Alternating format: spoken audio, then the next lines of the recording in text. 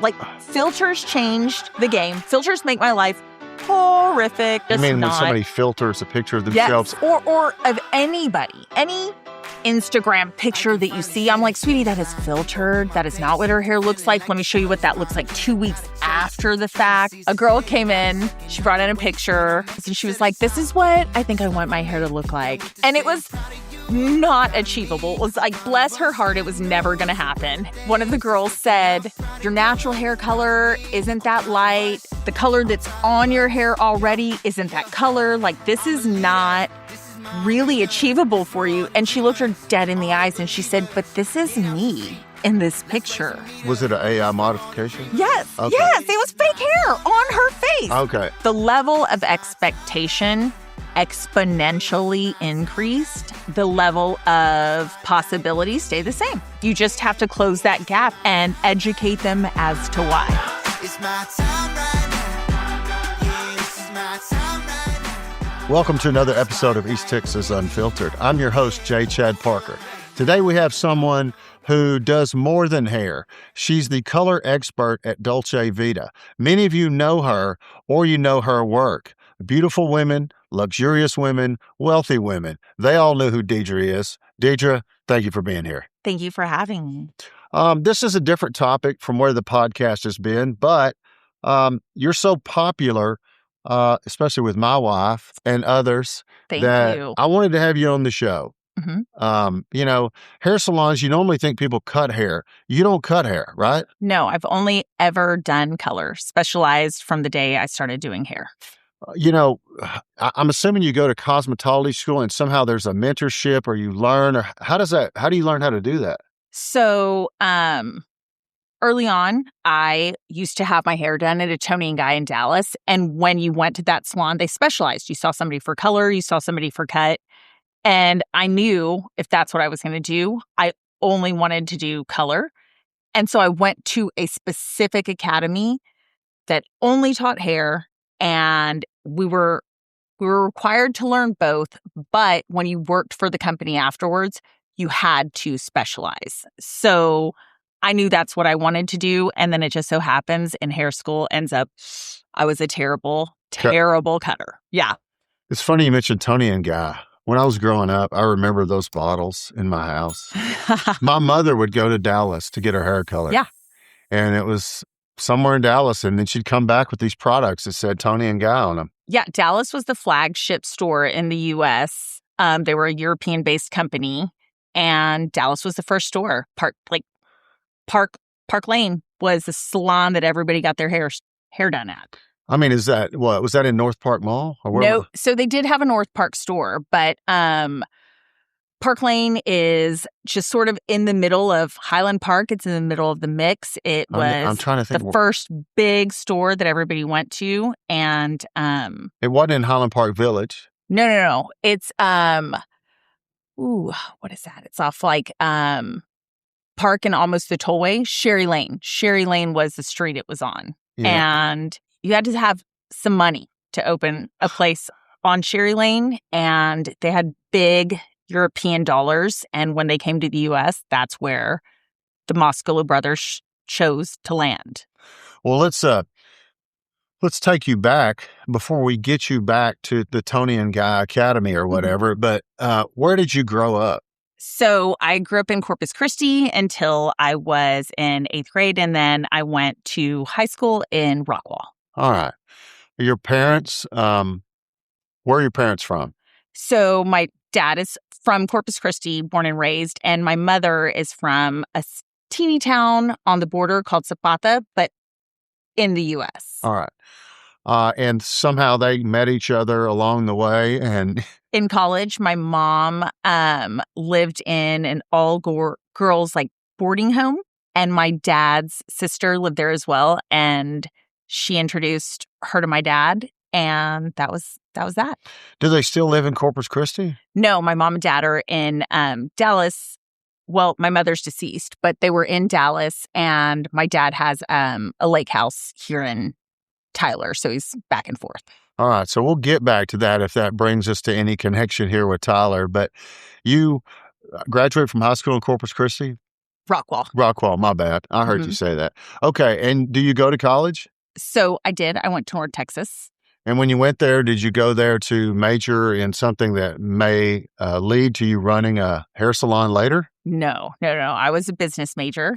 Well, that kind of applies. You have to pay the bills, make it work. Yeah, I don't think that I knew I wanted to do hair when I graduated from high school. That was not an option. Oh, you knew for my parents. Yeah, I knew that that's what I wanted to do. I had kind of floated it, and my mom was like, "No." Where'd you pick that up, though? That interest. I got my hair done at Tony and Guy my freshman year of high school. Okay, so your parents had money. Well, I think my mom knew, like, for could each go of to us, Tony and Guy. She had 3 daughters, and I think she chose to spend money in areas that she knew maybe you might need more help here. I might need more help there. I had weird hair. I had like pretty ethnic hair that was unlike my mom's, my dad's, curly? My sister's. Curly, textured. I mean, it looks frizzy. It looks very straight now. I do a good blowout. Okay. And I think she knew at your place or at the new place that opened up. Right. I think she knew like I needed more help, and so my oldest sister at the time worked at Neiman's, and she said, "Oh, there's this guy Carlos. He's so great at Tony and Guy. Go see Carlos." And I was like, okay. And he was the first person. He cut my hair that day, and he taught me how to blow dry and round brush hair. And I remember leaving, and it was the first time I was like, oh my God, I have beautiful hair. Because there was a technique to get it done? Yeah. He was like, you have great hair.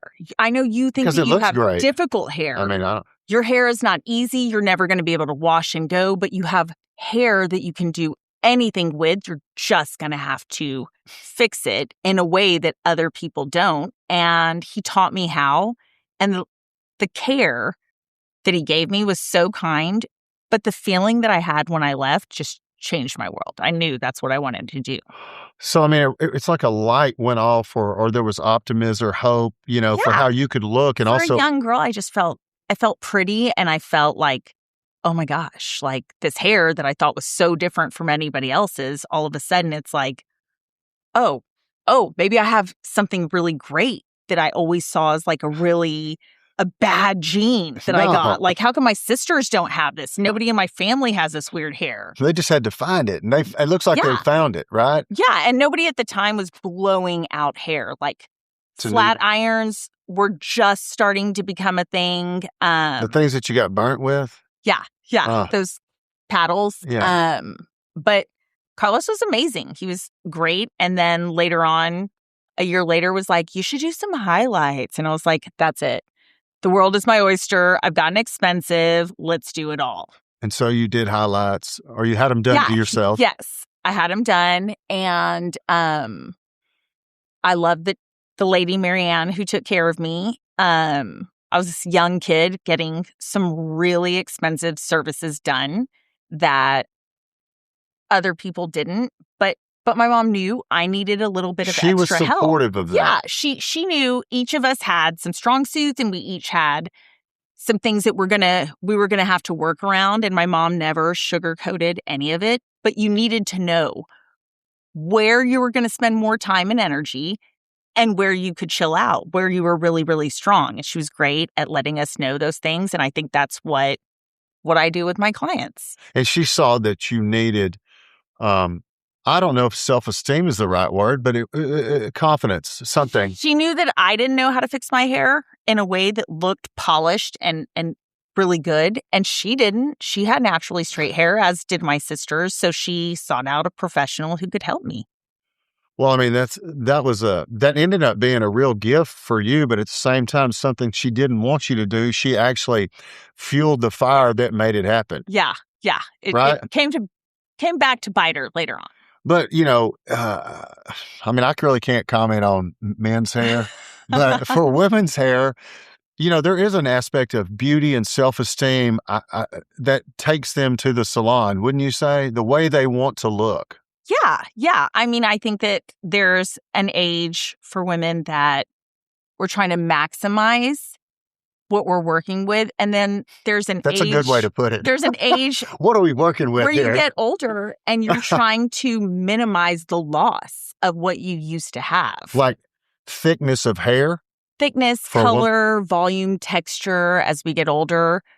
Hormones change, we age, those things change. And it becomes more important that you're using products and things that enable you to harness the youth that you once had.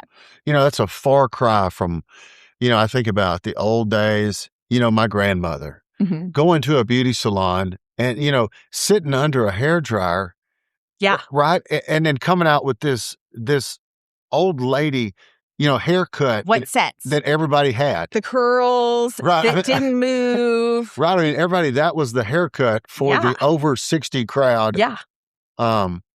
Way back when. And we've come you've come a long way from there. I mean, I still have ladies that sit in my chair and say, Deidra, do you think that at my age, I should be wearing my hair this long? And my answer is always like, it's less about the age and more about the kind of hair that you have. Let's maximize what you're working with. If you have great volume, texture, density, yeah, you can wear it that way. But if it's real thin, it's hard to wear long. If it's thin, like let's work with something that works with what you have. Maybe the Dorothy Hamilton bob, or just like something more layered, something a little more fun, something chic and short. So how do you coordinate, your own thoughts about what a person should do with the hair you've just colored? Is that your partner, Julie? Yeah. So Julie is my business partner, but also there are other people. Other cutters? Yeah. Other Julie's specifically just a cut specialist. Steven is a cut specialist. So that's what Tony and Guy did really well as an academy. And it's something that you don't see with other schools. You go to a cosmetology school and you're licensed to do all of these things, but 9 months. You modeled yours after them. I've got this sneaking suspicion. Yes. Like I took what I thought that the company did really well and sort of tweaked that. But we had to learn to do both, even though they knew we were going to specialize one way or the other. Because I can't coordinate color. Color should always exist to complement the cut. Cut is your foundation. So if you don't know how to cut hair, if you don't know the way that hair is going to move and fall and lay, you can't color hair efficiently, appropriately.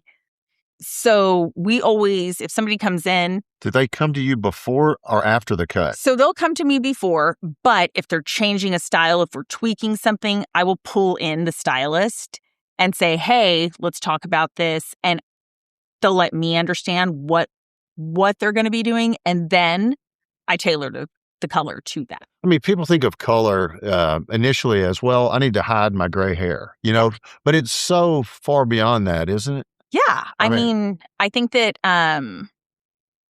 like there's shades of, you see people that go with a little blonde or some highlights or I don't know if that's still a thing or if that's in style or not. Yeah, no, I think that there are hairstyles that are hot and on the forefront, but at the end of the day, I think that we should always be choosing color based on what you're bringing in. If you have coarse, textured hair, people come in and they're like, I want to be blonde. I'm like, that's going to mess with your texture. It's not going to look its best. How will dyeing hair blonde mess with the texture of someone's hair?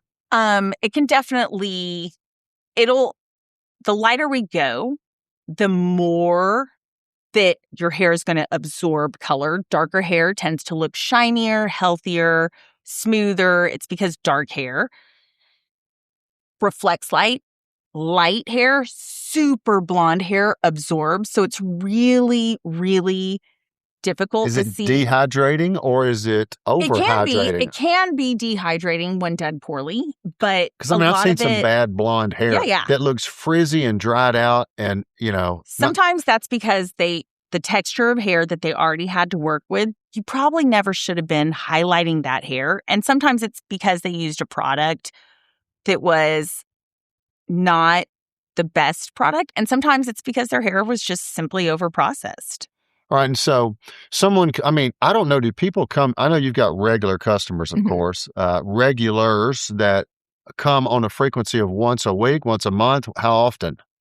It depends. I mean, we have stylists we have clients who have honestly, like, I don't think they own shampoo. They've not shampooed their They own just hair, show up blow to your dried. place for everything. Yeah, yeah. They get their hair blow dried and it wears for a few days. They come back. I mean, we have clients who require blowouts, and then I have clients who once a year they come and see me, and that is their birthday gift. That's the one thing that they do that is a huge extravagance for Right. them. Because, I mean, being at the top of the women's color, cut, hair presentation, you've got all of these things like Rose Festival. You've got these different parties, these different social events, that are piled up on top of all your regulars where these people are always trying to come in, Right. I would guess. Right? Yeah. And so I'm assuming I know you're busy more than you want to be. I am at this age. Yeah. Right. I mean, 'cause, I have a hard time saying no. And I would have an easier time saying no if I had a lot of women that I wanted to say no to. But right. I mean, you're fortunate that you enjoy the people that come in, for most of them. honestly, I have a super loyal clientele, and the majority of my clients I have done for 20 plus years. Rebecca was one of my first clients. Like, That's my wife, by the way. yeah, I remember talking about y'all's Me? wedding. Oh, Y'all's wedding with Rebecca. Rebecca and I were both getting married around the same time. that's a long And time ago.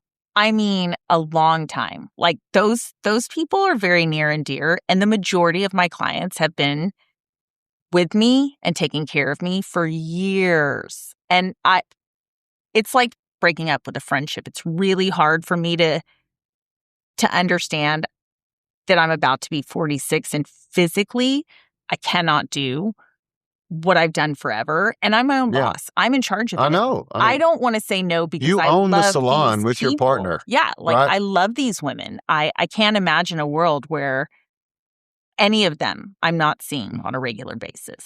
Well, Dolce Vita is the name of the salon. Uh-huh. Did y'all start that from inception and create it out of thin air, or was it something that carried over from somebody else? No, it was just we knew that our salon was closing. We had a really, really short window to open something. And the day our owner at Tony and Guy said, hey, a month from now, we're going to close. I had been here for 5 years, maybe. 5 years. Where were you, here or in Dallas? I was in here, moved from Dallas. I'd been in Tyler for 5 years. And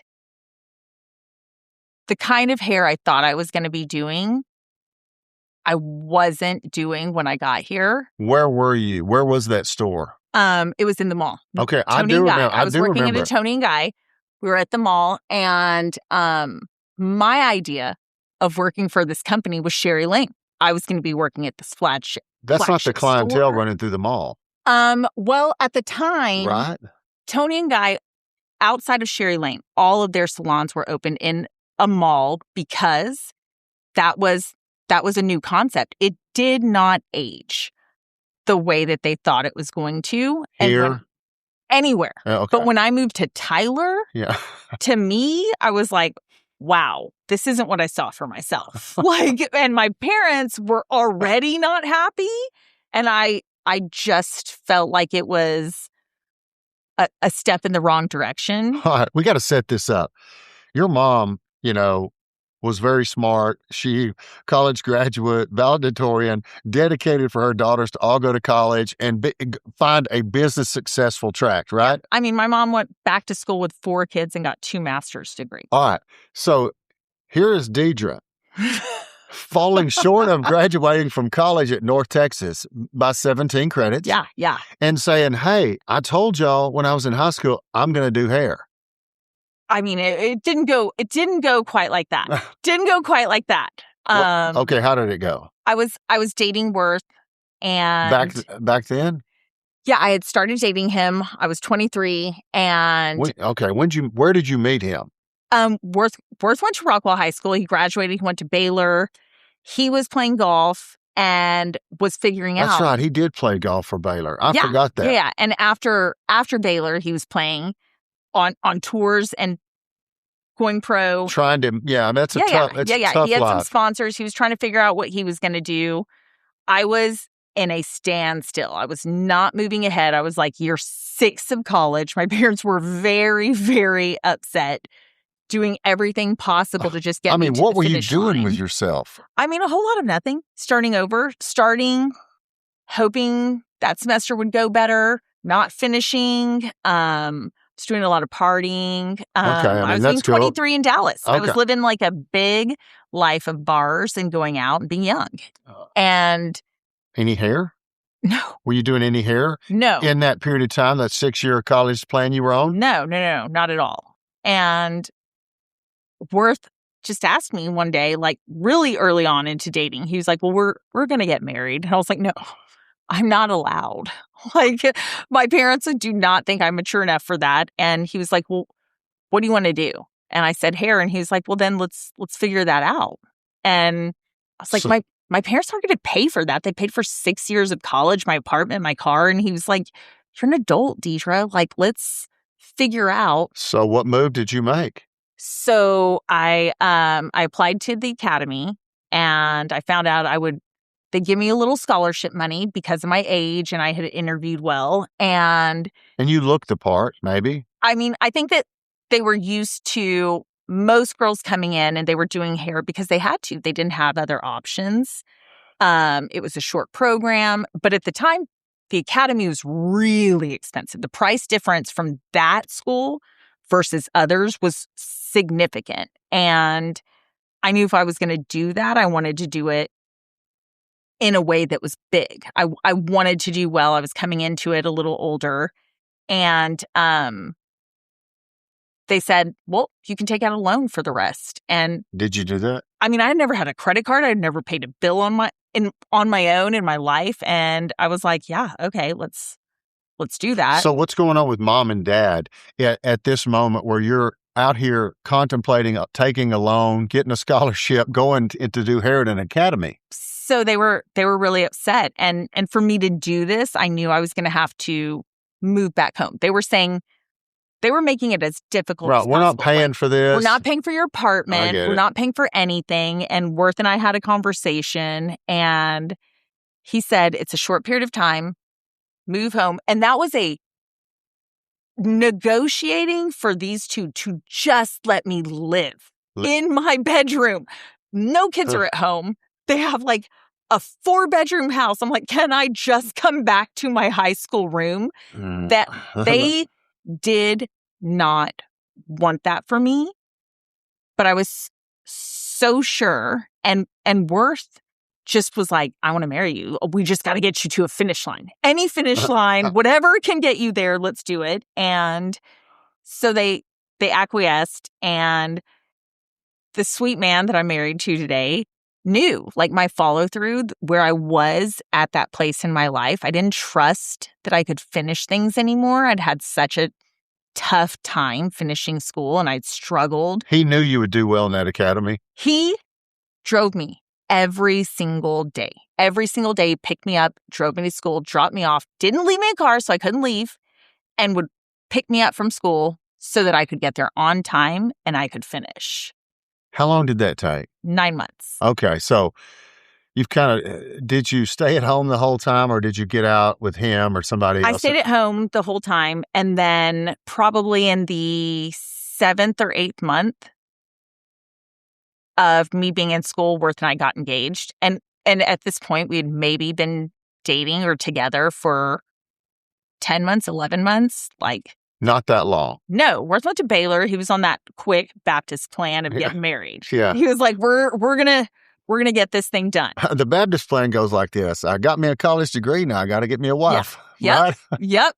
And the first wife who really tried to lock him down, he wasn't feeling that. And unfortunately, he found this girl who didn't have all the components together, but like Worth saw the plan. He saw the plan and was going to make sure that I got there.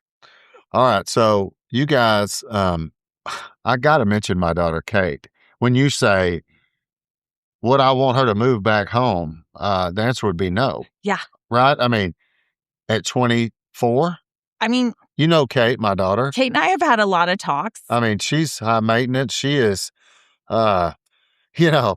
Listen, that girl, Kate's going to do big things. What I love about doing hair specifically is this age of girls, that like that potential is huge, but their direction is challenged and they get lost in they the don't know mix. what to do next. Well, right? they're living 5 years down the road, but not getting done steps 1, 2, and 3 to get there. And man, Kate was like a different kid. She came in, she was young. She wanted like Yeezys for Christmas that year. I'd never heard of them. Like shoes. This chick was years ahead of her time, but she's just always. Yeah, she's always acted like she was 21 when she was like 15. Literally, I was the same girl. Same girl. I couldn't wait. In my mind, I was fully grown, but didn't have some key components. And like Kate just is going places. The experiences she's had, who she is, the understanding of self is there. Like she's got some issues with like, yeah. On one hand, she's so far beyond where she is. And on the other hand, like time constraints are an issue that she can't kind of be bothered with. She goes right up to Dolce Vita, gets all the treatments she wants and doesn't pay for them and knows that Deidra will call Rebecca and say, hey. She will order product Kate's and been be up like, there. Hey, girl, I'm going to be coming in. Can you get me this mask, this mask, this mask? I was like, and she's been that way since she was 12 years old. I didn't know anybody that age who called and made their own appointments. I mean, I have 20-year-olds who still have their moms call. Kate was like, I was worried whether or not she had driven there. Yeah. Like at 12, I was like, did you drive yourself here? What's happened? Well, okay, so things are coming together. We're getting to the point where you and Worth are getting engaged. You're finishing up at Tony and Guy. And do they send you to Tyler, or is this something that you volunteered for whatever reason? No, neither. Worth worked for Halliburton. In Tyler at the time. No, his dad was a VP in Dallas. And so we knew that he couldn't work under that same umbrella. So Tyler was the closest place to it. And he had never had a job outside of golf. Here we were. I've just finished hair school. I'm marrying somebody who's never had a job outside of golf. You kids are going places. Yeah. But Worth had a plan. And I was like, I don't know. I don't even have a savings account. Like, I'll do what you say. So we came to Tyler and I hated Tyler for the first 6 months. I deeply hated Tyler. Made him swear we would get back to Dallas. It's an acquired taste. As soon as we could. And 7 years later, he said, hey, guess what? I got a transfer. We're going back to Dallas. And I was like, oh, I'm actually going to stay here. Like, we'll make it work. I'll do the back and forth. But the people in Tyler that I met, they just changed my world in a way that I needed at that time. The Dallas life, my girlfriends from there, the world that I was living, that was not going to jive with like a young kind of married couple. And what I found here, the women, the love, I just love Tyler. I would have a hard time ever leaving this place. I mean, I've asked my wife that before, about you, that you put a lot of effort into staying here when it would be so easy not to be here. Yeah. I mean, I've done the back and forth. I like to joke that I'm bi-coastal. Yeah. I live in Dallas and I have had a separate place here and done the back and forth for, I think, 12 years now. I mean, that's a long time. Yeah. But Tyler was a unique market. I could never work anywhere else and not work weekends. What is so unique about Tyler is that this is a community where women and families still put families first. Most of my clients couldn't come in on the weekends because that was family time. Their husbands weren't working. They needed to come in Monday through Friday, 8 to 5, while their husband's at work, their kids are at school. And that is what I built my business on. Anywhere else that I move, my hours are Saturdays for sure, late nights Tuesday through Friday. I'm doing working women. All of my girlfriends in Dallas, everybody is double income families in the Metroplex. Tyler, women build their lives around spouses and children, and they're getting their personal stuff done in between those hours. So once I'd seen that world, I wasn't working weekends very early on.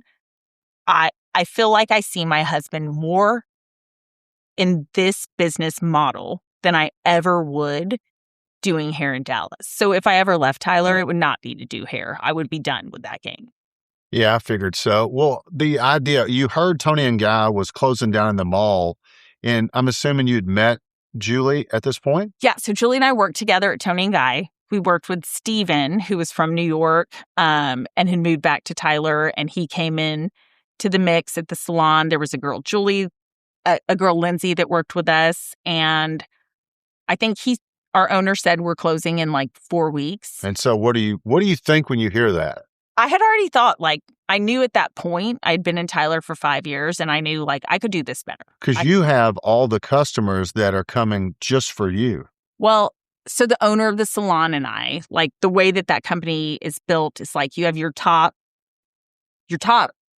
cutter, who's the owner of the salon. He was a specialist, but he only cut. And I was doing the color. I was the educator. I was doing all of those things. And because he couldn't do that, he would send me back to Dallas with corporate to go do my education. I had started having to color to educate for the salon. So I had a better understanding of the fundamentals of the business end of things and how they were run, which to the credit of the owner of the salon, he was an older gentleman, and it changed my life that I got to see that end of things. The business side? Yeah. And I could have my own salon because I know how to do it. Well, so the people, when I would go back for education, when I would go to corporate meetings, those were meetings for the owners of franchises. But our owner didn't like the socialization of that. He wasn't into that world. He was like a more private. He sent you instead? Yeah. Really early, very young. You got to see as if you were a franchise owner. Yeah. And pretty early on, I was like, well, that's what I want to do. I mean, I had topped out 5 years into being in Tyler, working at the salon. I knew I was making what I was going to be making forever because we were a commission-based salon. And what I was making for the company was a lot of money. What I was taking home was not so much money. And I mean, that's the story of every entrepreneur, right? You work somewhere, you learn the business, then you set out on your own, and you reap the benefits for yourself. Yeah. And when I moved here, the kind of color that was going on in Tyler, I did a ton of corrective color. There was a lot of bad color being done. Corrective color meaning somebody else did a poor job, you were fixing it? Yes. And once you do those people, they'll stay with you for the rest of their lives. Once somebody's had their hair ruined, they will never. Especially women. Yes. Right? Yeah. You get a bad cut, you're like 12 weeks out of a fix. You get a bad color, you're 2 years away from having it fixed. Really? You can't just recolor it? I mean, no. We're talking like ladies come in with like cracked scalps, wearing wigs, like melted hair, things that are catastrophic. Yikes. The things that I saw when I first moved here, I was literally mind blown by. And you say, there's a lot of opportunity here. Yeah. Immediately, I was like, oh, this is great. So 5 years into moving somewhere where I didn't know a soul, I had a fully booked schedule. I had a very healthy clientele. I had a loyal clientele. And I had the energy to know, like, I understood kind of how to do it. And when he said we were closing, but he was going to open somewhere else over here, I was like, yeah, let's go. Let's do And where did he want to open up? Was that? He was going to open across the street, and he was going to open a salon that ran very similarly, that the structure of it was still compartmentalized to some degree, but commission-based. Did you go with him? No. Okay. So when does this idea of what became Dolce Vita come on? The day he told us that, I was like, hey, I've been looking at this place. In Bergfeld? Yeah, I wasn't from here, and I used to shop at Spin Out. There were all the boutiques in there, and I just loved the nostalgia of that center. And there was Another hair place or not? no, they had. I remember talking to Julius Right. at the time, and he said, we've never, ever let a salon come in here. And Why not? Julie and I went and met with him, and we were like, no, this is what we want to do, though. It's not going to be like you think.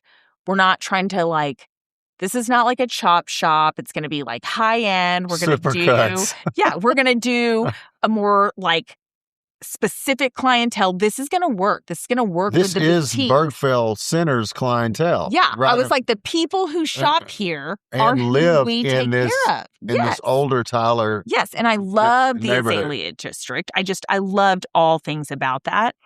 And he said, okay, I think we can do this. And so we knew we had 4 weeks to close. We signed a lease and got busy with the build out. We worked out of this little house in the Azalea District Until you got ready?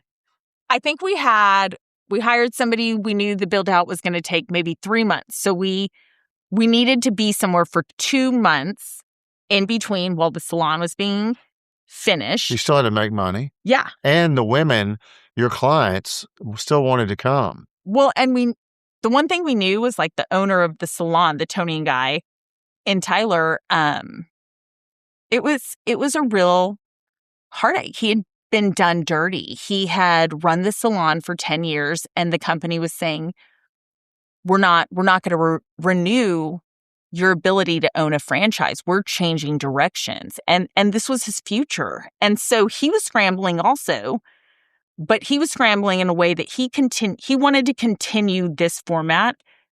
But I knew it was going to take him longer to get up and running. This is my strong suit is you are not going to out hustle me. He doesn't have the color girl. Well, and if you're going to choose, the reality is, regardless of who is better, women are more fearful of having a bad color that takes a long time to recover than a bad cut.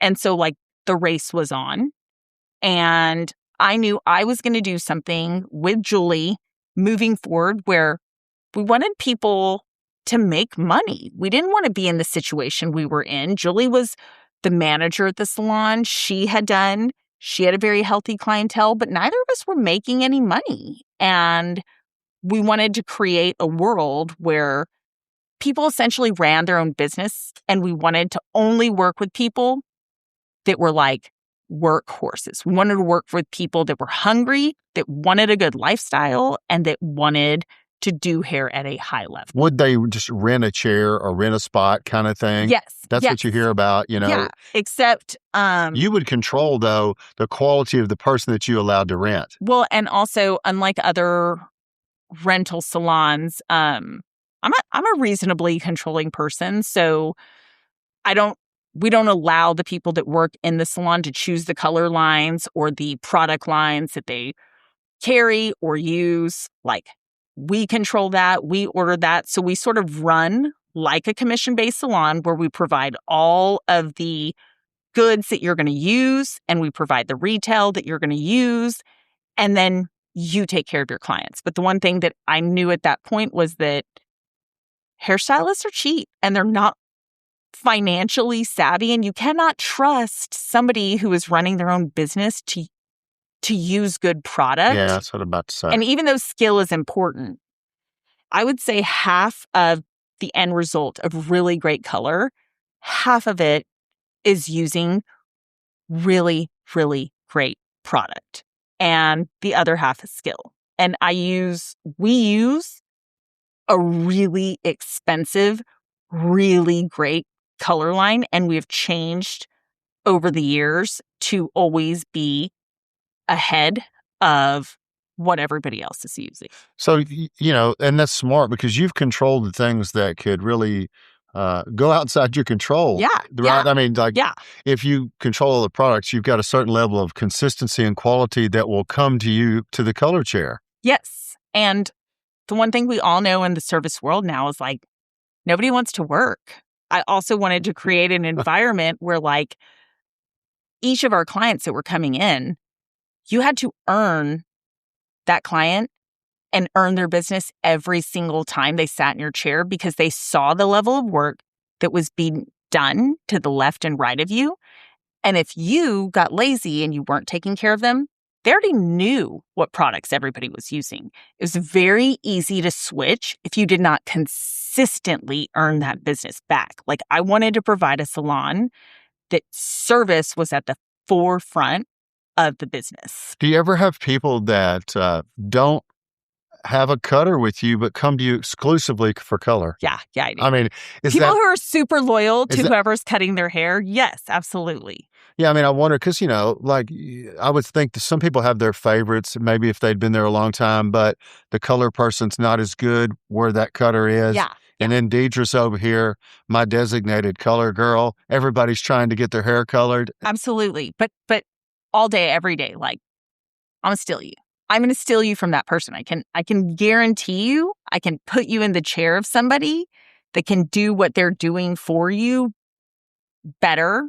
And you're talking about the cutter. Yeah. Anybody who's working in your salon, you're saying that cutter with our procedure products is going to be better than where you are. Not anybody, but a specific person. I mean, I don't refer to just this person or just that There's person. multiple cutters. Yeah. And for every haircut and every hairstyle that somebody's wanting, we all have a niche. Each and every one of us has a niche that we're exceptional in. Cutters. The cutters, you might recommend Yes. one of your clients, look, I want you to go to this cutter Yes. because this person is better Yeah. at that hair, that style, whatever. Yeah. We are all great friends. I mean, you're Like, full service. the majority of us have worked together since the day we opened, 16 plus years, but we're a really vetted salon. Everyone's done hair for probably close to 20 plus years. Because you're 2009, according to the sign. Yeah. Is that right? Yeah. That's when it opened? And nobody was year one in hair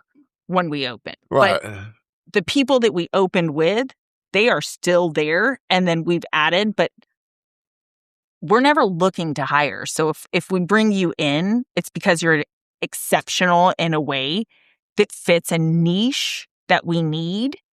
And if they're that good, you know about them. yeah. Is yeah, the hair business kind of, a small where for sure.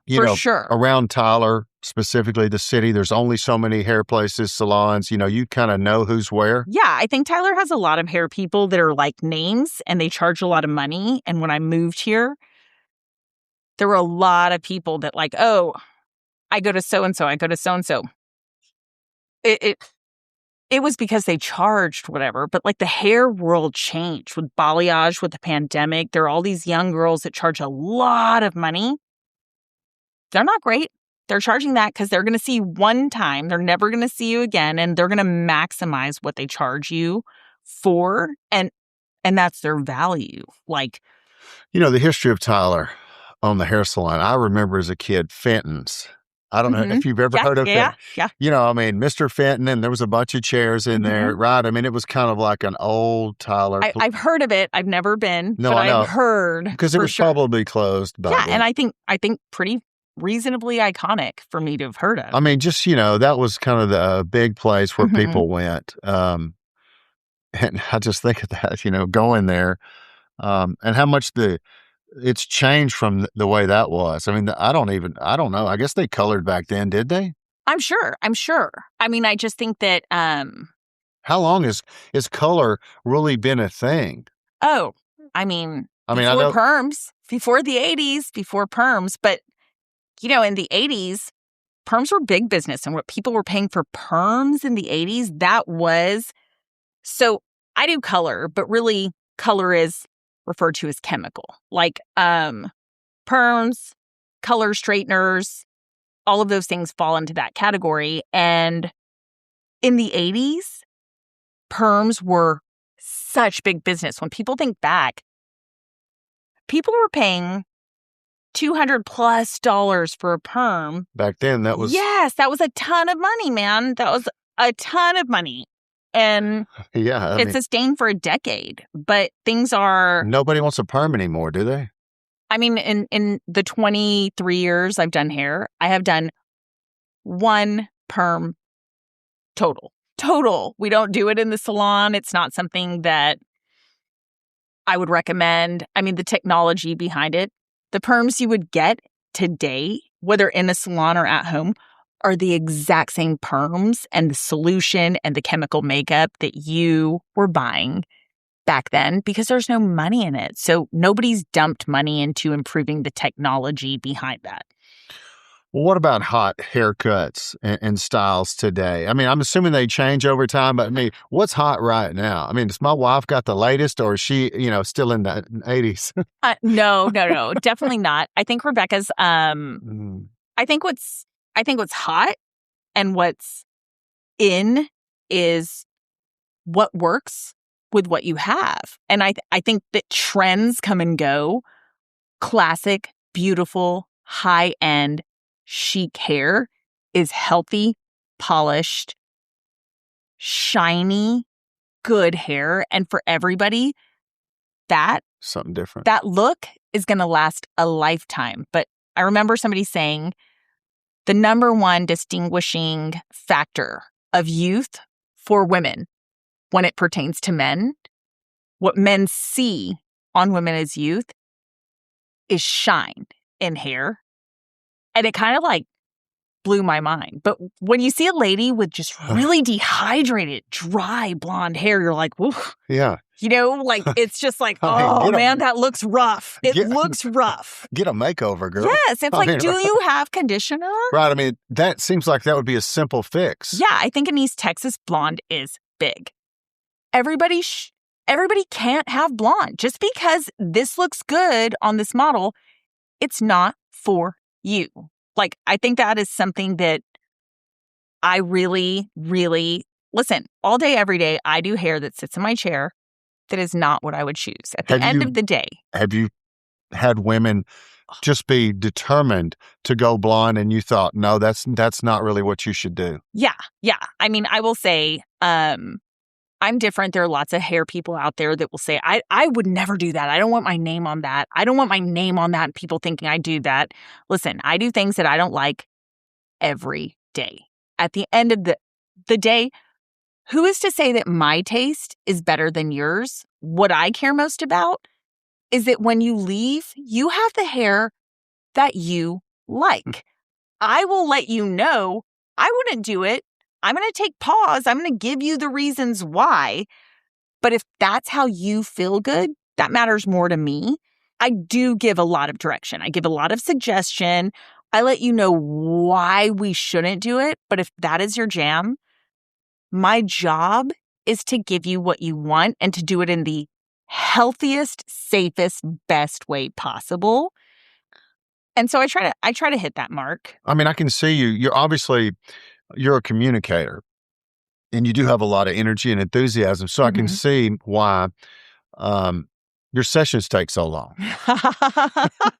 I'm not your fast girl. I am not your fast Deidra, girl. I mean, can you please show up at the so-and-so? You're there till 9:00. And what are you doing? Yeah. Who are you talking to? There are faster hair people out there. If that's your jam, I'm not your girl. I'm super nuanced and I'm very particular and it takes what it takes. I'm not in charge of it. You can rush. There are hairdressers all day that are going to throw you under heat because they have a schedule that they need to pertain. Don't you have a schedule? I do, but the color takes what it takes and we adjust as is necessary. But what do you mean? When you color them, don't you set them off to the side and they sit down over there for a while? Right. So if you're a different kind of hairstylist, or colorist, you'll bring some heat over because you have this time parameter.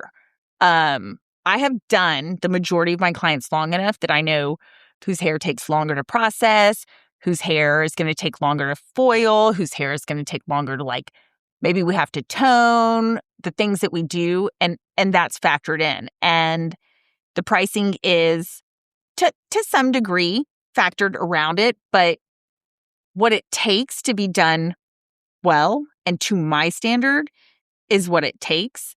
I I think I could have done a better job of maximizing the dollars and the profit according to that. But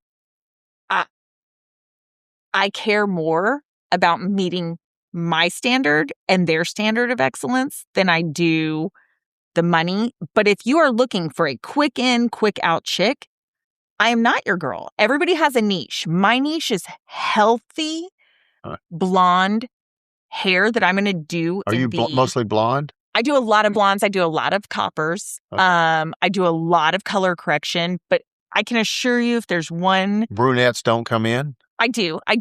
But a brunette is like... their color's already there. It's a world that like a lot of people can compete in. It's an easy world. It's really hard to see a brunette that has like hair that you're like, do you color your hair? You see a brunette, you're like, why is this chick's hair jet black and witchy? Like, it's witchy. And that is aging like nobody's business. Like, to do a nuanced, good brunette that looks natural, that's my jam. Like, that's where I earn my money in a different way than everybody else. I never am going to walk to the back and choose one tube of color, and that's what you're getting. Like, when you sit in my chair, everybody's formula is custom. It is different. I carry a line that is highly, highly customizable. And if you do not know how to mix hair color, if you don't know what you're doing, you will never, ever be able to use it. And like, that's a world that I chose specifically because I don't want to compete with other people, but I know when you leave my chair, you will never, ever get that look again. And it's not based on just how good I am at putting a root color on, but that's a custom formula. You don't have a formula for your repeat customers where you kind of know the color that you're going to apply when they come? I mean, I do, but if you look at anybody's history, there's a formula from 2009 that is going to change 27 times between what causes then and those changes in hair coloring? Styles, if you want to be warmer, summer, winter, fall, maybe you want to be more blonde, you want to be more ashy. Sometimes it's the fashion of what's in, what's not. A lot of times it's like what doesn't work, and great formulas are like, we're talking 5 grams difference of this color versus that color to hit a point of perfection. And I am perfectionistic to a degree that all of that stuff is taken and there's record of it. And also, if somebody comes to me, I don't work weekends. If you have a job or a life change and you need to do that, and you sit in anybody's chair in my salon, I want you to be taken care of. You've taken care of me for years. I want them to have that history and the exact formula that we've taken 2 years to figure out. And I want you to get the same level of service with them that you get with me because you've earned that. Does that really exist anywhere else in Tyler that you're aware of? I don't think so. To that level? I mean, everybody that we work with, everybody's great. Everybody's professional. Everybody's good. We live in a world where there are enough hair people out there that you could choose if you're basing your business on price or whatever. You're not going to find harder working stylists. We have girls that come in at 5:30 in the morning. We have girls that will show up at your house on Christmas Day to blow dry your hair. I have like the world's best shampoo person. Our guy Steven that would knock your socks off. I have a young girl, Zoe, who's new and like I brought in. She's young. We never hire people, but this chick and what she brings to the table with like balayage, teasy lights, new youthful color. It's a world none of us can do. We have such a stacked clientele. None of us have the ability to take on these clients that require 4 5-hour sessions. And I found a girl that is going to do it in a way that like blows you away. At the salon. Yeah. And the fact that she came in, I was not looking. She came in and I could tell she was such a workhorse and she had enough gumption. It takes a lot to 20 years old and walk in Because to a women staff of 20-year hairstylists. and the customer. Yeah. And Right. be like, you know what? Make space for me, guys. And like, that's who this chick is. You know, I think you'd have to have somewhat thick skin or be very confident in what you were doing in order to do women's hair. I mean, you have to know women. Right? I mean, because them being upset about what's happened or what's going on or what it Mhm. looks like. I mean, right? I mean, that's, Yeah. I mean, that I We would have say like like a really, and some women and some we have people, an erotic, high maintenance clientele. We have a faction of those women. right? Some people just complain no matter what. That gets my goat though. That's the problem. Like Uh, that's the lady. I know I shouldn't. Everything in me says like, don't win this woman over. She's going to make your life horrible forever. But yeah, like, just let her go. I can't help it. Like, you're the one that I want to double down and be like, not today. Not today. It sounds like you almost provide a service that's free. That is the customization, because I think of color or chemical like Mhm. construction, and I think of the customization like interior design, like in a way, Right. like you remind me so much of Angie Reed, because the reason she's at the top of the market Mhm. as a woman in a traditionally male-dominated industry Right. is because what she brings is an obsession to the decor and design, which she almost gives you for free in the construction that she does. Yeah.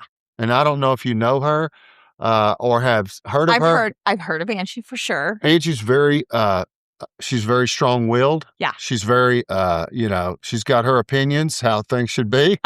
I mean, people would say that I'm extra Yeah. and also intense. Yeah, that's her. For sure. I mean, I like things done right. I like things done a certain way, but I love women and I love the world that Tyler women live in, where they're always looking to level up. Like the small gains for women here is like everything.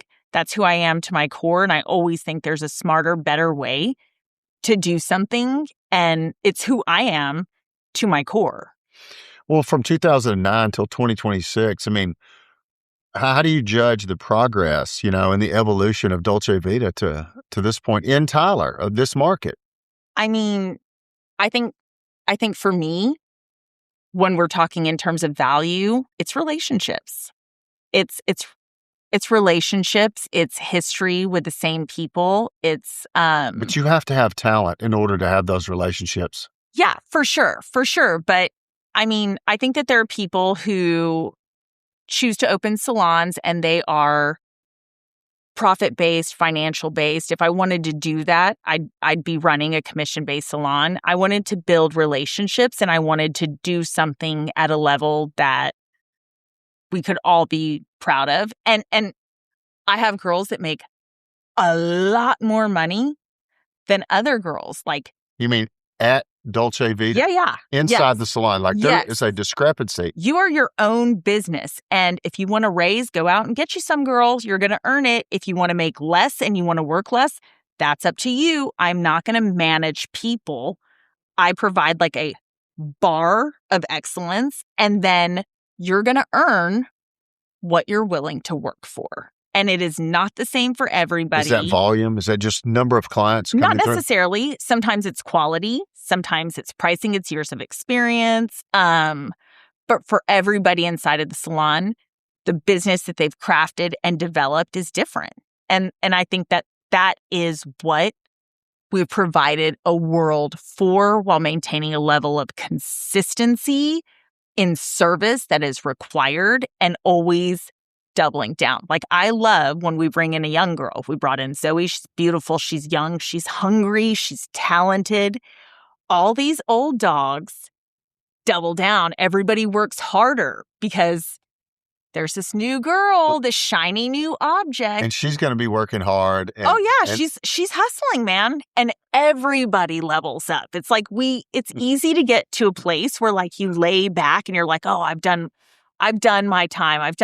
I should live in an easy world." But I live in a world where I require that level of challenge. And if I'm going to bring it to my table, I'm definitely going to drop it in the laps of everybody that I work with. And we are all better for it. And our clients are better served. But I'll do us dirty that way till the day we die.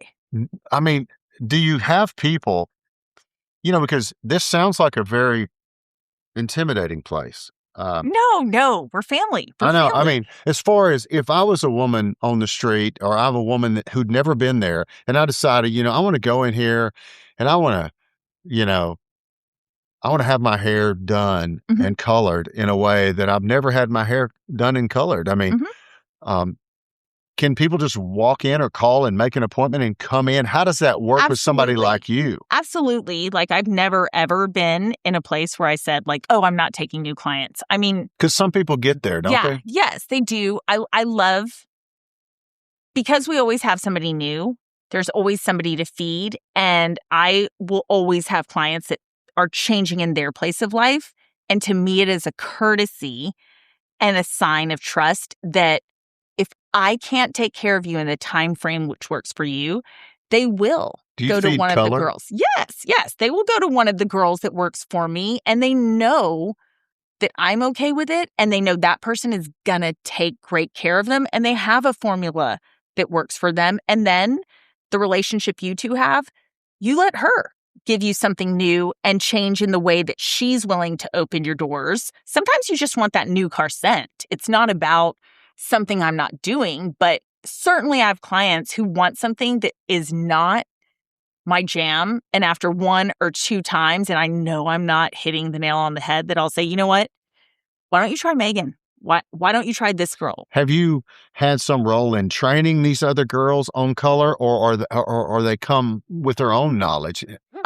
Both. I mean, they definitely come with their own knowledge, but I think that because I was an educator for the company for a long time, I'm always open to showing you how, and specifically with Zoe, our new girl, she's ultra talented with color, but Julie has specifically worked with her over the past year to really educate her on cuts and to help elevate that end of her game. I don't think that she had been really given hands-on time and knowledge and corrective criticism and the nuanced guide to how to do that just a little bit better. And those things matter in the long run. And I guess, it's harder for men, to visualize this, how would that color off just a little bit where you can barely tell,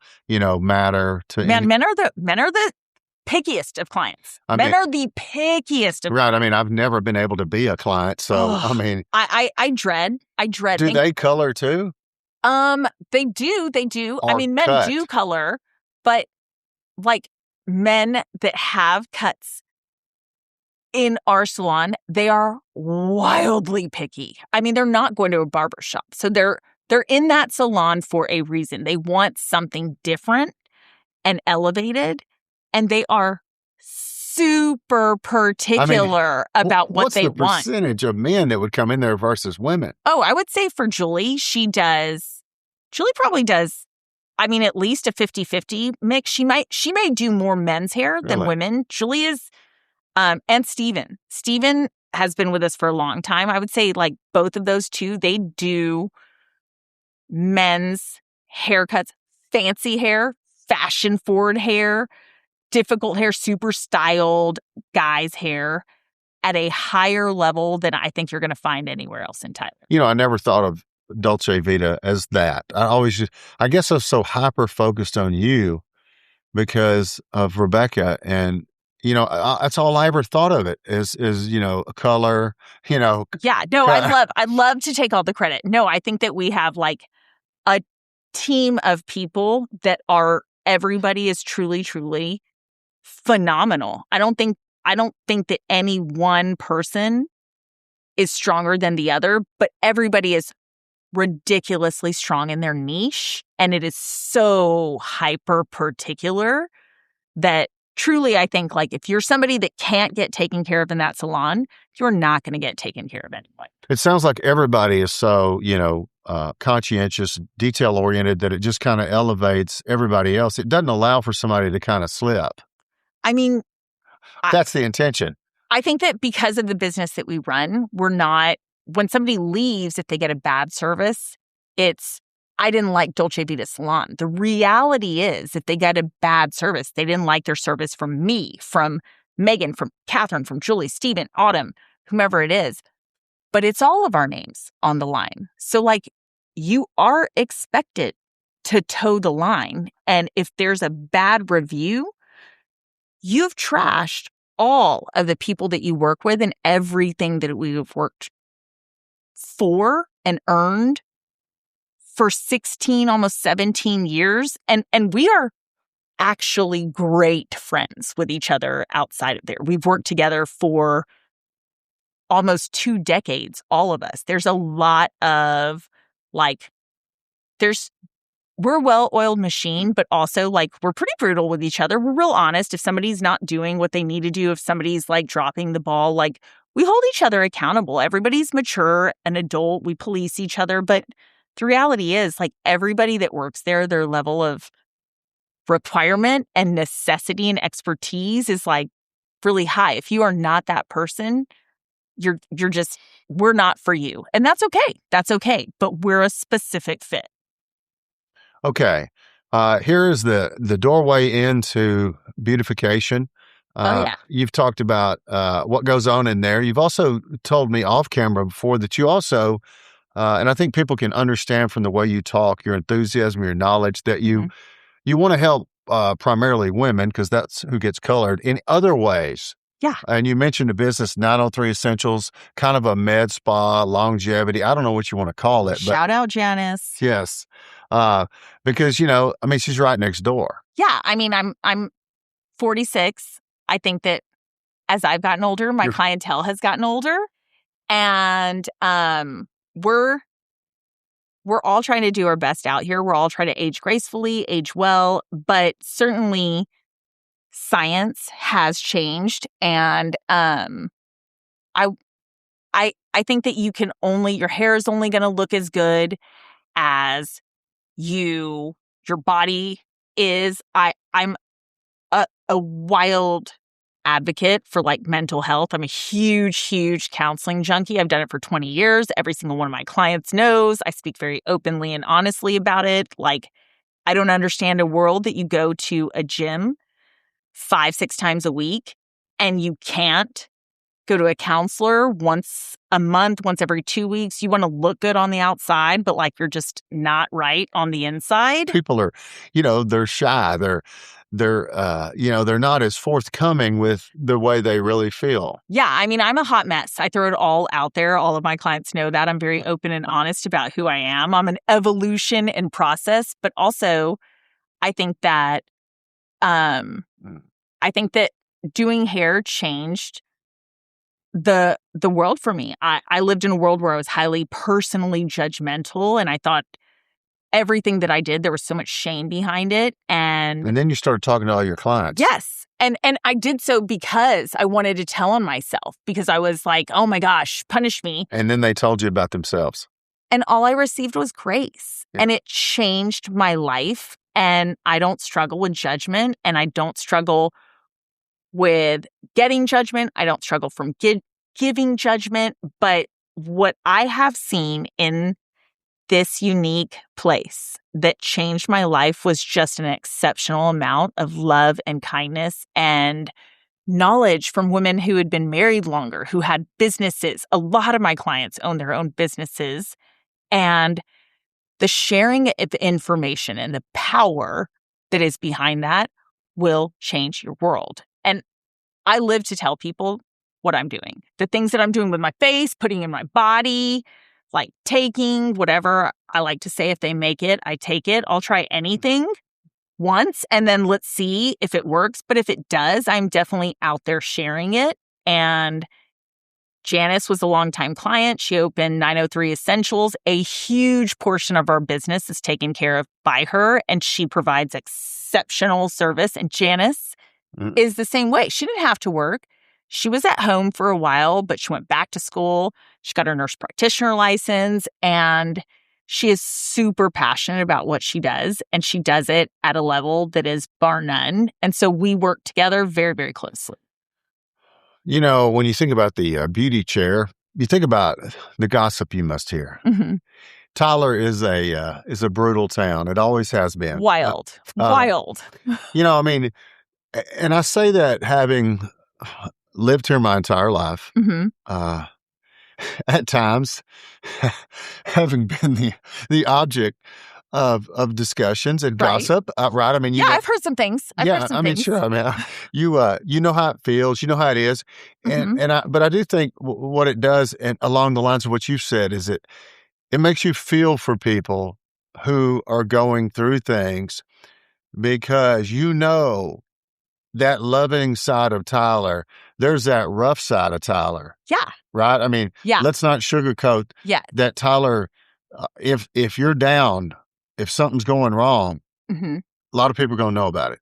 Yeah. I mean, I think Tyler can definitely pigeonhole people if along the way, in a long life of many years, if you had one slip up, I think it's really hard for a lot of people to not think about you in terms of that one time in your life. I mean, right. I mean, it doesn't matter if you're 18, 26. Yeah, it's really unfair. Right. I mean, I'm almost 59. Mm-hmm. And I'm sure that if you played the flashcard game with people and it was Chad Parker, there would be a few different things, and there would be a lot of similarities maybe that were blurted out, right? Mm-hmm. That might not reflect anything near what exists today. Yeah. Yes. And I'm sure you, through the years, you've heard all kind of stuff, and you've probably counseled people as well who've been the object of that gossip. Yeah. I mean, I think that that's what is, what's really nice about what I do. I think I don't struggle. I don't think in terms of judgment. So it never occurs to me that somebody else would be judging me. So I am telling you whatever's on my mind, whatever the struggle is, in hopes that you will give me information and guidance and help that I need at that moment. And so there's a lot of clients that I have and I've taken care of over the years that have probably told me things that they wouldn't tell their best friend. Right. But because they know things about me that lower that bar of how I look at them. And there's a level of safety and security there that they know I'm not judging, because they know how tenderly they've treated me in my low moments. And so it's unfortunate to me that sometimes women struggle to give each other the grace that they often need. And I think we would all be better served if we were in a place where you could extend the olive branch first and then receive. And that's what service is. So it's easy for me. The level of kindness and compassion that I get is easy because I'm taking care of you already. I don't always see that with women and how they treat each other outside of that. But the people that I know, even women that are that have reputations, the version of them that I know is just, it's so kind, it's so loving. And regardless of what anybody else says, you'll never change my mind. Right. And that's a good way to say it. You've said it the way it probably needs to be said, is that the women, or you can substitute people, but the women or whoever that have reputations, are real people, and you see the real person. Yes. And, you've been doing this a long time, because I can specifically speak to, how enjoyable it was for my wife way back when to go, to the day she had with you. Yeah. And it was, it was visibly a better day when she came back than when she left. Yeah. And I think it had to do with, just some real interaction between women, right? That was, that maybe relieved a burden, made everything feel more normal. Yeah. Than what you might sit and think without anyone else to talk to. Yeah. I mean, I think that over the years, your wife specifically, Rebecca, is somebody that I don't know, because I'm not from Tyler. I don't have preconceived notions of who somebody is or who they aren't. But I remember not that long ago, somebody said, oh, I feel like she's pretty quiet. And I was like, what? What are you talking about? And like the version of people. Oh, she didn't ever say anything. Yeah, the version of my clients that people will try to tell me that they are. I'm like, no, that's just like wildly inaccurate of the version of them that I know. I think Rebecca and I have really, really honest, comfortable, open conversation. She probably knows more about me than some of my best friends. And like, I have a special place of like love and admiration for Rebecca.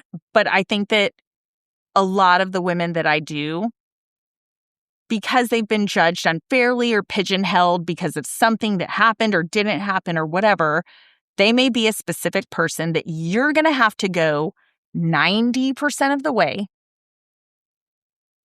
to meet them in a place that is comfortable, and then you can back your way into a 50-50 place where you're both comfortable and open and honest. But I think that there's a lot of people that struggle to see somebody in a way that's like, well, maybe you got a snapshot of them. Like, what are you basing who they are on? And because I throw so much out there, like, it's just always created a world that was very comfortable for women to be honest about who they are. And we all struggle. Everybody needs support and kindness and help. I don't live in a world where like you come in and my only job is for you to leave feeling better. And I feel better for the people. These are women. I'm not giving them that service.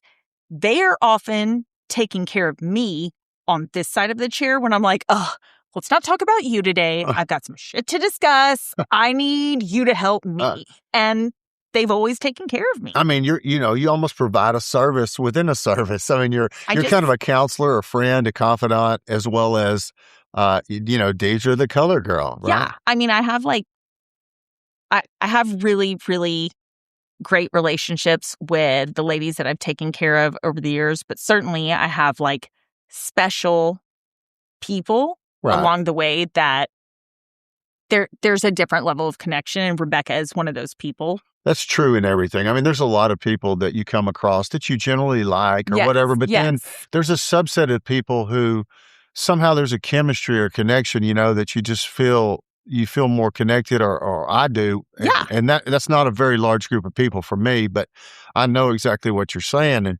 But you mean a lot. You're special to a lot of women in Tyler. And I think there's probably a lot more hair walking around out there that people don't realize that you have a role in. Yeah. No, I mean, I like to take care of the people that take care of me. You don't charge enough, I always say, for what you really are. And that has to do with how much you just like the people. You're a slow worker, so you don't jam. You don't have enough time during the day. I think that if I wasn't married, if I didn't have the support that I do, if I didn't have the choices that I do have, business would look very different for me. And I recognize that it does for other people out of necessity. But I want to enjoy what I do when I do it. And I want to take care of the people that I do. And so if that means that this price structure stays in a certain place so that I can provide that level of service to the people that I want to take care of, that is personal to me. And I'm able to make those choices because it doesn't hurt the people that work for me. They're their own businesses. They control their own pricing, but I have a level of choice. It doesn't matter. If you make less, it doesn't affect anybody else in the salon. No. And what feels like good value to me is important for me. I mean, the most exciting thing about your week, I would say, would be after all these relationships have been developed over the years, it'd be like, I get to go see these friends of mine that I haven't seen, but I get to see this one this week, this one a month from now. And I continually get to see these people, which of course in my life does not happen at all. Yes. Literally, you would have to have like repeat injured, like people that are Clients constantly getting in wrecks and horrible and accidents. that I liked. That I liked. No, I mean, that's or why I couldn't. Good friends I don't see with regularity that live away from here or whatever that you see with your clients on a weekly, monthly basis. I think doing hair for this long has honestly, I'm at a place where like, I don't want to be friends with some of my actual friends that I've been friends with forever because I'm like, oh, I've got these friends. Like this world of clients. Like, I mean, I think that there's I love my clients. I love my clients. We have really, really good, close relationships. Well, as we get older, different things are more important, right? Relationship being one of them. Yeah. Knowing that, hey, I won't be living here forever. Right. How much money is enough versus the quality of life, friendships or whatever at the time, and so, it seems like, you've really, you've kind of evolved maybe in a good way. You started off with a good idea from Tony and Guy, knowing what you wanted. Right. Most people, like you said, might have gone into this and out of necessity because of lifestyle or needed to make money. Right. I mean, you had the great fortune of kind of building what you wanted to build in Dolce Vita. Yeah. I think Julie and I both wanted to build a business where the business was sustainable, but what you took home and what you made was based on the level of work and effort that you wanted to put in. And that's different for everybody. And I'm not mad at somebody that wants to have an evolving career where they want to work at a lower level because they're older, but there's still a space for them. Like that is for you to judge, and work-life balance. These things, I think hairdressers burn out really quickly because they're not given like a world where the way that world works for them, they're in charge of. I control the things that create quality control. They control how and to what degree they want to work and how much they're going to charge and the kind of clientele and business they want to cater to. That's on you. And for everybody, that's personal. And I don't think there's any wrong choices in that. My choices are specific to me. I mean, when people look at you and say, well, she looks glamorous and this that's what they always say. And this, this job sounds very high end and glamorous, but the reality is it's physically demanding. You are on your feet, moving your arms, doing something, right? I mean, how many hours a day? I mean, I work a crazy load because I only work 4 days a week. But I mean, I had my first disc replacement surgery at 40. You're Tuesday through Friday. Generally, what time to what time do you use? I'm probably 12 to 7:30, 8 on Tuesdays. And the other days, like 9 to 9, give or take, depending on what I have going on, how I'm booked. Those can extend, they can shorten, but I mean, it's just a general, you can expect something in this neighborhood of work hours, basically Tuesday through Friday. Yeah. And then you drive home to Dallas on Friday? Yes. So, I mean, that's... So, like, I think this Friday I got home at probably 9. That was like a really, really early night. I think the week before I got home at 11 on Fridays. Like,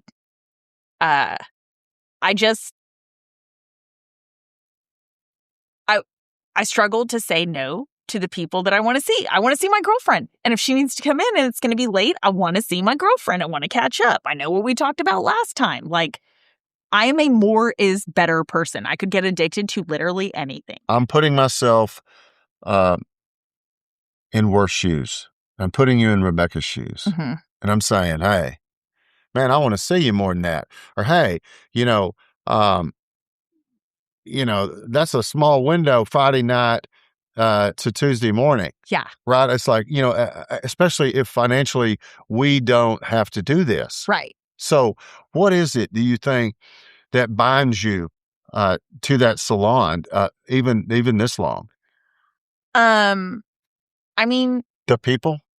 yeah, relationships. It's mine. Independence? I think I had parents and kept from a family with sisters that are superstars, parents that gave me every opportunity to achieve anything and everything that I wanted. There was a high level of support. There was a high level of excellence. It was modeled and support given for you to do that. And I had a slow start. I had a rough go of figuring out my way, certainly a different path than my siblings had taken. And But I mean, you've done it. yeah. But I mean- I think that I think that my way and what feels right and good for me is just more. More is better. I always want more love. I always want more hair. I want more clients. I want more of the good things. And service is a calling. Like, I have a true service heart. It is hard for me to not take care of somebody. It feels like guilt Tom when is I going to say miss no. you, Deidra. I mean, there's going to be a day, where, I remember Rebecca's sister, Jennifer, she did nails. Yeah. And so, she had a clientele and all that. I mean, when she Yes. left, people were scrambling around Oh, yeah. trying to find somebody because you get so used to a certain person taking care of you. For sure. But you set your own pricing. But in this business, the salon is tips. Is that a thing still? Yeah, for sure. I mean, we're a heavily, I think, because of the level of service that we provide, we get well taken care of. Yeah, that's what I was wondering. Can Me you too. tell a cheap person versus a good tipper? Are there traits about them that you can No. almost guess you're going to get a good tip versus I'm not going to get a good one? No, I would say some of our most affluent clients are probably some of the poorer tippers. That's true in everything. Yeah, Okay. I mean- I can't stand working for rich people. Yeah. Right. I mean, the Yeah. guy might not ever pay me. You know what? I would like to judge it. I respect it. I kind of love I'd like somebody to that judge has it. a lot of money that I'm like, and look at you watching your pennies. Like, I'm like, I don't know that I would be that way. I think I would be. I'm saying, look at you Frivolous? and your lack of awareness, not knowing how hard that other person works and how much they need it, and they can't wait 30 or 60 days to get paid. Well, maybe, I mean, I don't know how they earn their money. Yeah, maybe I know. I'm just maybe saying. they paid their dues, but I know that my pricing is set on what I believe my service is worth, and a tip should be based on the extra that No I get. wonder you're talking so much. No wonder, Rebecca. No, Right? no wonder, You know what the Rebecca. problem is? No, I need to make people feel sorrier for me. I'm like, let me tell you about all the services that I've been getting done lately. I've been having microneedle RF. I'm I've like, got to get paid for them. yeah, no, I mean, I need to pretend to be living in like a tighter box, but like, I do think that I'm somebody that has like some choices that not all hairdressers have, and I appreciate it. But also, I mean, I don't need to live in a world where like that dictates my life, because I have a great husband who's financially savvy and has laid some good foundation for us. Worth has changed my life and my world. But certainly every year I get older, I recognize like the groundwork. I could never, ever do what I do today in the way that I value and have the ability to say yes to people in a way that matters to me without that man and the level of financial comfort that he has provided and takes care of me in. It gives me a lot of choices. Translation. Everybody who goes to you is getting a very good deal that they would not get someplace else with similar quality. Literally coupons all day, every day. All day, every day. Those coupons are built in. You don't have to cut them or clip them or bring them in. They're there. Well, what do you think? Does AI ever come in and help match the color, develop the color scheme? Is there any place for that? Have you seen that yet? Oh my gosh. I have the best story. So like a girl came in this week. She brought in a picture for one of the other girls, and she was like, "This is what I think I want my hair to look like." And it was a picture of hair Did she on her sound face. like that? Yeah, she was younger. This is what, and it was not achievable. It was like, bless her heart, it was never going to happen. And one of the girls said, "Well, your natural hair color isn't that light. The color that's on your hair already isn't that color. Like, this is not really achievable for you." And she looked her dead in the eyes and she said, "But this is me in this picture." And Was it an AI modification? yes, Okay. yes, it was fake hair on her face. Okay. And I was like, "But is it? Like, what's happening here?" Like, filters changed the game. Filters make my life horrific. People are like, "Oh, I like this color in this picture." And I was like, "Well, let me just get this overhead light and turn it up real quick." But that's not what her hair looks like. I mean, it's just You mean not. when somebody filters a picture of themselves on their iPhone? Or of anybody, of any Instagram picture that you see. I'm like, "Sweetie, that is filtered. That is not what her hair looks like. Let me show you what that looks like 2 weeks after the fact." Like, the level of expectation exponentially increased, and the level of possibilities stay the same. So you just have to close that gap and explain to people, like, that's not possible, and educate them as to why. Do you ever stay at the lake house that you talked about? Do you and Worth ever live there, or, where maybe he's off and not as busy and something, and because of the proximity to your work? I mean, yeah, we do. We will occasionally on the weekends, or if my family's coming out there. But no, I mean, I miss my home. I hear you. I miss my dog. I miss my home. I miss my family, my friends that are there. I am in the process of learning to say no more. I'm getting to that age where I need to tweak some things, and where I need to prioritize my home life, my husband. I don't have the energy that I used to have, and now when I go home, Worth's been waiting for me all week You're long. tired. Yeah, I mean, and I don't. It seems like a lot of work to have fun with my husband. I'm grateful to have a husband that wants to have fun, and I'm in a place where You just want to sit down. You've been standing all day. Yes, but I do need to take care of the people who have taken care of me forever. You've got to force yourself. I've had to force my wife. Okay, because I mean, if you let her, she'll do everything all the time. Oh, Rebecca's like, she's a wild woman. I like, hey, literally can't wrap my mind around how she does it. I'm like, but again, I'm very fortunate. I'm very fortunate my son has come back to work at the law firm because she doesn't trust many people. And so this has provided an outlet for her to do less. Yes. And actually, Rebecca sent me a message, I think 2 weeks ago. Mm-hmm. And it was this catalyst. I got the text message and I was like, me too. Like, I always think about where Rebecca and I were when I met her, and that we were in this similar stage of life. And I was like, man, if Rebecca can do everything that she does, I have for years said, like, my brain cannot comprehend how you get it all done.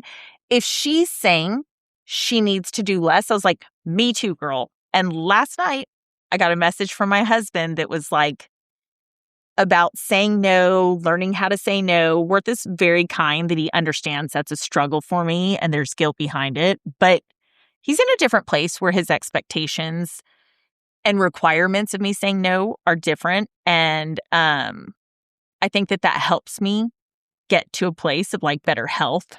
Yeah. I'm going to make some changes. I'm going to do it. I mean, we rarely fight, but they're all related to this place here. Mm-hmm. Okay, like you don't have to do that. Yeah. Why are you doing that? Yeah. Why do you keep doing that? Why do you think you got to finish that today?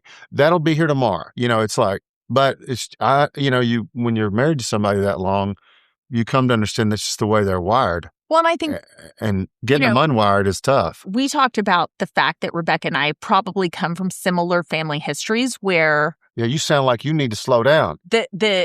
I think that there wasn't, I think we both came from homes where your lifestyle was going to be what you made of it. And there was an inherited wealth or money sitting there for you. And I think both Rebecca and I are naturally people that are driven. Like, there's a really big part of my personal esteem that is related to how hard I work. And I need to transition the way that I value what I bring to the table. Okay, I'm going to get so much heat from my wife for even making her part of the show, but I'm going to get even more heat from the people of Tyler, the women of Tyler specifically, as I talk you off this cliff of working less. No, I mean, it's happening. It's happening. Like, I love my husband, and I do want to take better care of him and the family, like, and the friends that I have. My life outside of the salon has started to feel like obligation and work, and I want to have enough energy left to enjoy the people that have been there for me forever and to be able to really spend time with them with good energy. And I am in a fortunate position where I'm my own boss. Nobody did it to me. Right. Some people are in these positions because that's what I tell her. They have no choice. I'm my own boss. I created my own situation. I'm my own worst enemy. I think it's hardest to give yourself permission to say no when you have the ability to do so. You like Dallas? Do you see yourself living your life out there, or do you see you and work someplace else? I think I see us in Dallas for the foreseeable future, but I like change. I like travel. I enjoy doing different things. I don't know what the future looks like. I feel like I could be, in all honesty, at this age, at 46, 20 years into marriage, I think anywhere Worth and I are together would be good. And 20 years in, like, change sounds fun. Change sounds good. I like new is invigorating. And so I think it's hard to stay fresh when everything's the same. Yeah. So I do like change. Well, maybe you could quit work early enough to visit us in Dallas. Right? No, I mean, you only live, about 5 miles. I don't think I'm that. I don't think I have that many years left in the tank where I'm actually behind the chair doing hair. I don't see myself at 50 doing hair how I am now. That's a for sure no. Well, ladies and gentlemen, you heard it here first. There's not that much time left for Deidra, who I've coined the color girl, but you see how interesting she is. You see how vibrant, how full of life she is, how much fun she would be to be with.